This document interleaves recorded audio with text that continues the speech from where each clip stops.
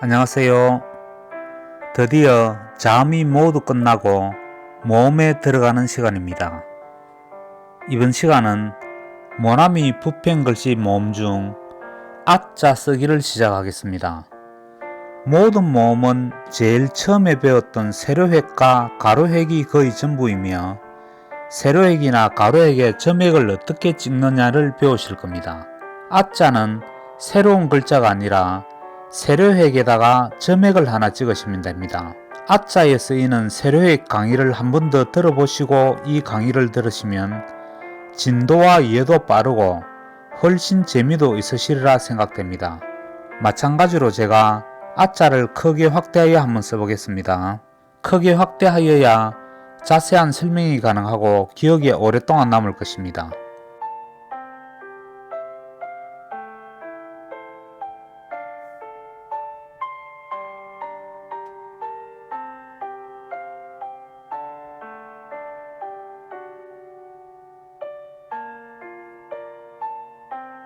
자, 이렇게 아자의 정확한 모양과 형태가 나오는데요. 그럼 이 아자에 쓰이는 아빠 과자를 적어 보겠습니다.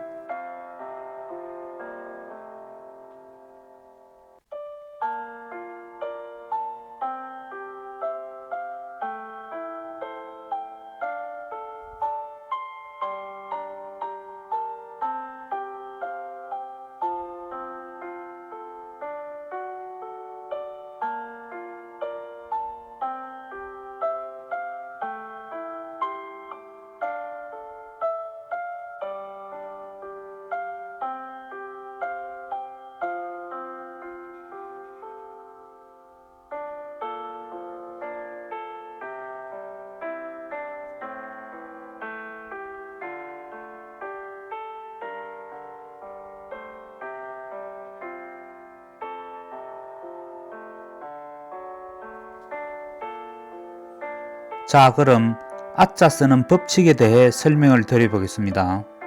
1. 세로획의 붓펜 끝을 가볍게 약하게 되어 입니다.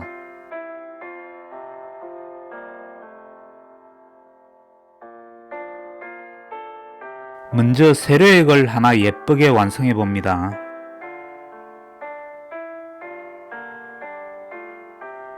아점은 세로획의 붓펜 끝을 가볍게 가늘게 되어 시작을 하셔야 합니다. 세로획에 두껍게 되어 시작을 하면 궁서체의 가냘픈 맛이 사라집니다.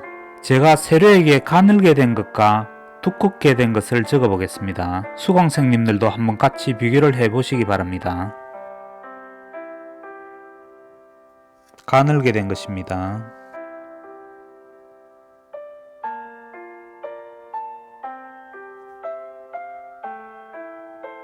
두껍게 된 것입니다.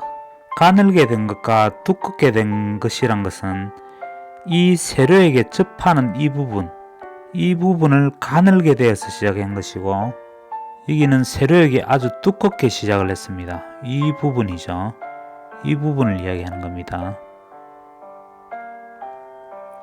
이처럼 아점획은 세로에게 가늘고 약하게 되어서 시작을 해야 궁체의 아름다움을 한층 돋보이게 합니다. 2.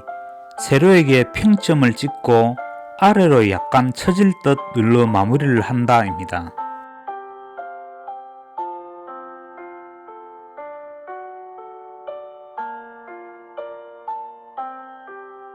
아점의 방향은 약간 아랫방향으로 쳐다보는 행상입니다. 지금 여기도 쳐다보는 행상이 이쪽으로 쳐다보죠.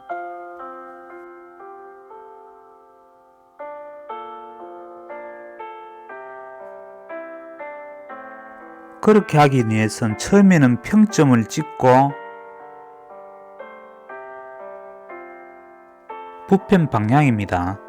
그렇게 하기 위해선 처음에는 평점을 가는 방향으로 찍고 그 다음에는 아랫방향으로 약간 처지는 듯하게 눌러서 마무리를 하고 붓펜을 떼시면 됩니다. 한번 해보겠습니다. 가늘게 되어서 옆으로 되면서 약간 밑으로 옵니다. 처음에는 옆으로 되고 밑으로 옵니다. 그럼 이 방향이 약간 아랫방향으로 이렇게 보입니다. 일반 펜글씨를 보시면 윗방향으로 많이들 하시는데 펜글씨에서는 붓글씨나 붓펜처럼 두껍고 가느다란 표현이 어렵기 때문에 힘을 강조하기 위해서 그렇게 쓰기도 합니다. 아자를 한번 적어보겠습니다.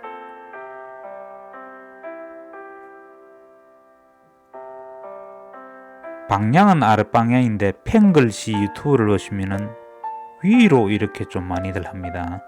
강조를 하기 위해서인데 너무 위로 가면 보기가 안 좋습니다. 이것도 적당하게 옆으로 가거나 약간 아랫방향으로 하면 좋습니다.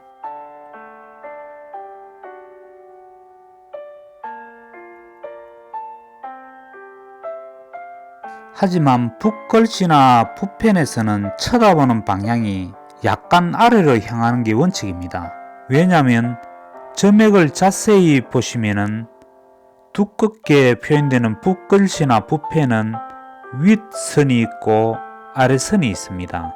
볼펜 글씨 같은 경우에는 가느다라서 그런 표현이 어렵겠죠. 한 줄밖에 없지만도 붓펜이나 붓글씨는 윗선이 있고 아래선이 있습니다. 점액을 자세히 보시면 윗선은 위로 향합니다. 일단 이렇게 윗방향으로 향하지 않습니까? 아래선은 아래로 향합니다. 이거는 붓펜을 이렇게 되면은 두 선이 나타나겠죠. 처음에는 위로 갔다가 아래로 이렇게 마무리를 지어줍니다. 아랫방향이라는 게 제일 끝부분 방향은 약간 아래로 쳐다보는 듯하여 글자의 안정감을 주기 위해서입니다. 가로의 끝부분과 같은 위치입니다. 가로액도 그렇게 되었죠.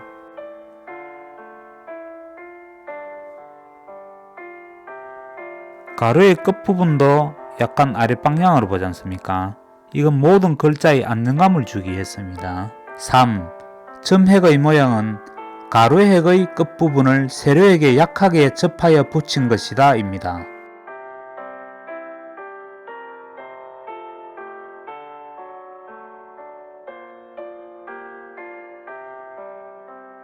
점획의 모양은 가로획의 끝부분과 유사합니다. 가로의 끝부분을 그대로 옮겨 놓으시고 응용하시면 모양이 똑같습니다. 제가 상세하게 설명을 해 보겠습니다.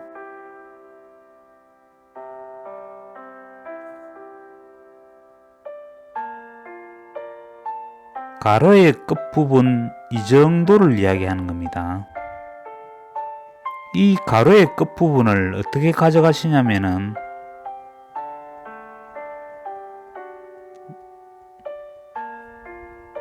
여기까지는 똑같습니다.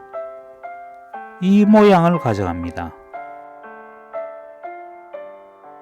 원래 가로액은 이렇게 됐죠.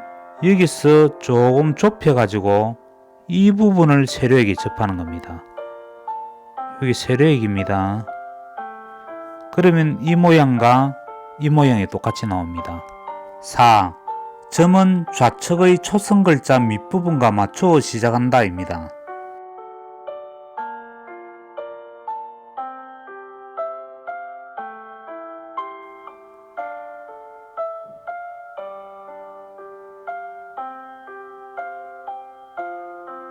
세로액의 앞점액은 일반적으로 세로액의 3분의 2 지점에서 시작을 하시면 되는데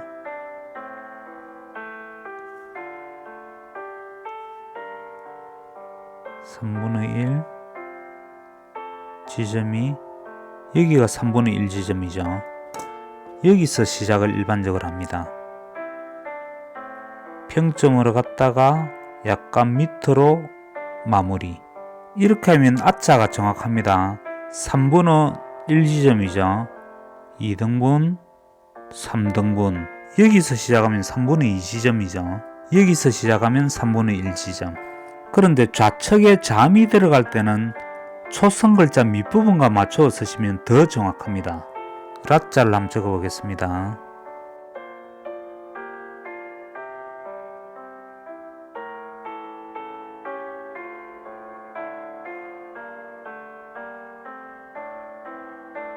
초성 글자 밑부분이라는 게 지금 라자를 쓸 건데요.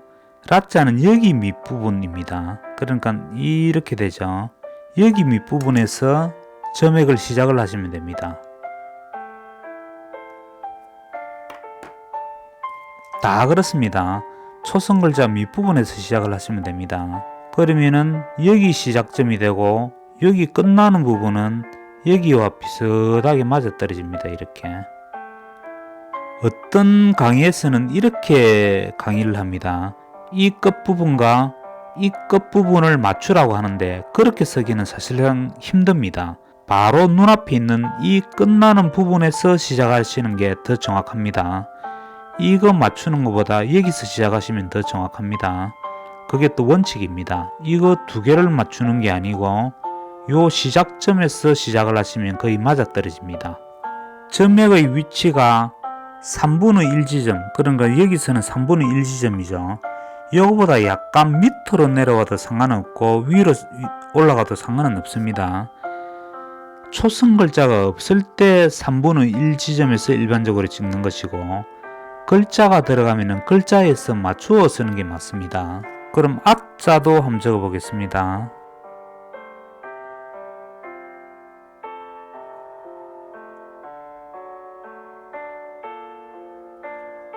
여기서 끝났죠. 여기서 시작을 하시면 됩니다. 그럼 이게 정확하게 3분의 2 지점은 아닙니다. 그래도 여기서 맞춰 쓰시는 게 원칙입니다. 받침이 있을 때는 또 달라지겠죠. 라자에서 락자를 한번 적어 보겠습니다.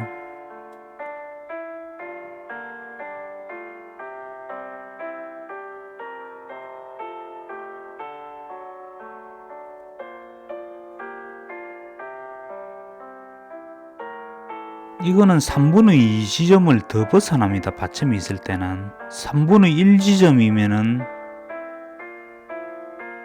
여기에서 시작을 해라는 거죠. 근데 받침이 있으니까 요 끝나는 부위를 여기를 맞추다 보니까 요 부분이 짧습니다.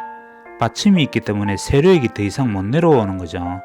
그러니까 이게 3분의 1 지점 그런 거는 무시하고 여기 끝나는 지점, 여기서 시작을 하시면 됩니다. 제가 설명하는 대로 맞추어 쓰시면 점맥의 밑부분과 초성의 밑부분도 맞아떨어집니다. 앞으로 점맥 시작점과 방향은 제가 설명한 대로 쓰시길 추천합니다. 5. 나무에 나뭇잎이 달려있는 형상처럼 세로에게 떨어질 듯 말 듯 최대한 가늘게 붙인다 입니다. 아점을 조금 더 쉽게 쓰시려면 나무에 나뭇잎이 달려있는 형상을 생각하시면서 써보세요.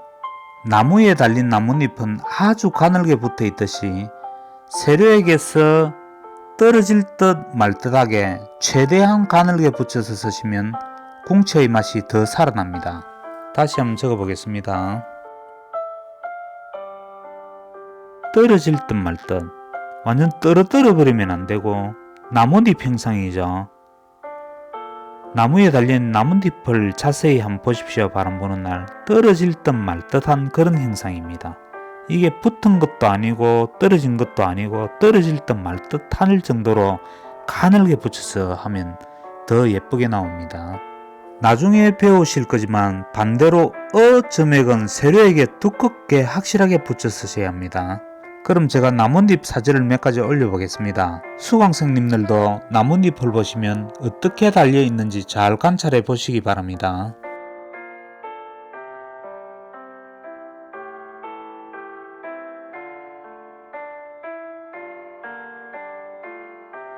그럼 점액 연습 많이 해보시길 바랍니다. 그럼 아자 원문에서 자세하게 설명을 한 번 더 해보겠습니다. 초성 글자가 없을 때는 아점액은 3분의 2 지점이죠.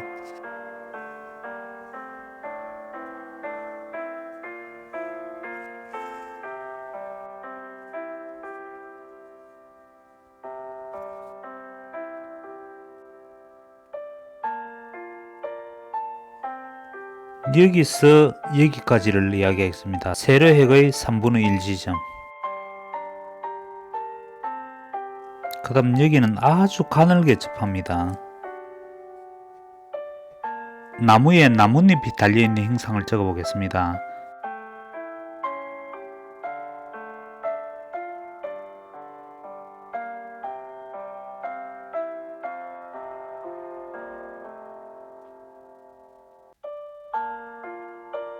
이 모양은 가로의 끝부분이죠.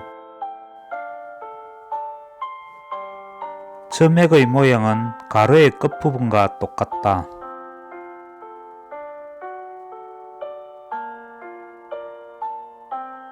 점액의 방향은 처음에는 평점으로 가다가 약간 밑부분을 향하죠. 점액 방향은 약간 밑부분을 향한다.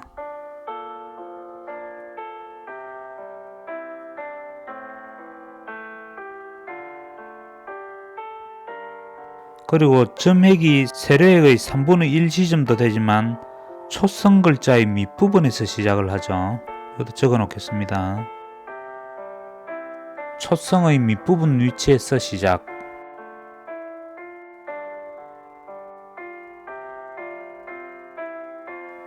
오늘은 세로액에 점액을 하나 찍은 아자 글자를 연습해 봤습니다.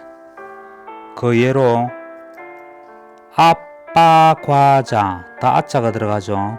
아빠 과자를 한번 적어 봤습니다.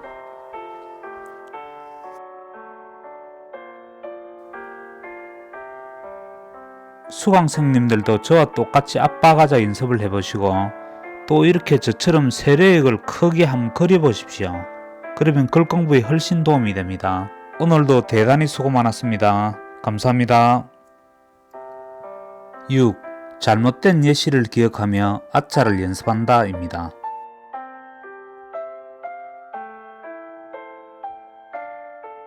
잘못된 예시는 자기 스스로 잘못된 것을 인지하고 교정하는 효과도 있을 뿐더러 기억에 오랫동안 남아있어 많은 도움이 되리라 생각합니다. 잘못된 예시는 글자를 쓰시다 보면 누구나 틀릴 수 있는 예시이기도 합니다.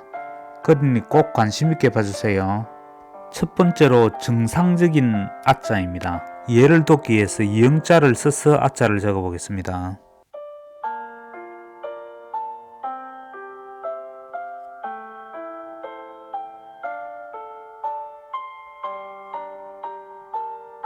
정상적인 아자.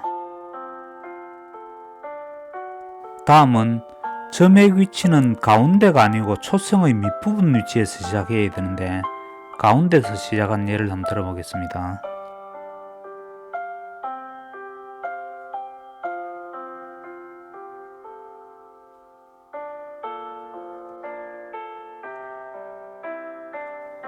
여기서 시작을 해야 되죠.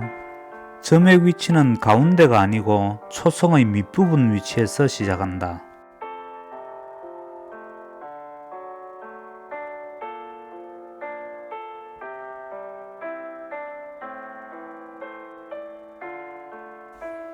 다음은 점액은 세로액에 가늘게 붙여져야 되는데 세로액에 너무 두껍게 접해진 예를 한번 들어보겠습니다.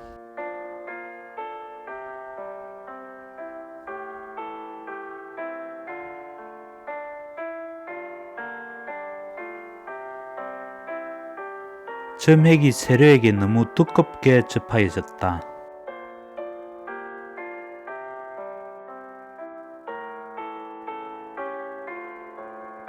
다음은 점액이 세로에서 가늘게 접해야 되는데 떨어진 예를 한번 들어보겠습니다.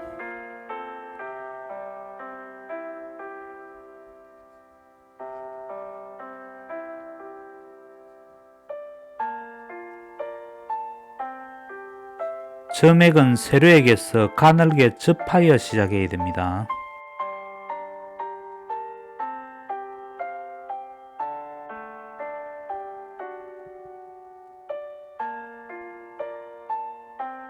다음은 마지막으로 점액의 방향은 수평으로 가다가 밑방향으로 마무리를 해야 되는데 그렇지 않은 예를 한번 들어보겠습니다.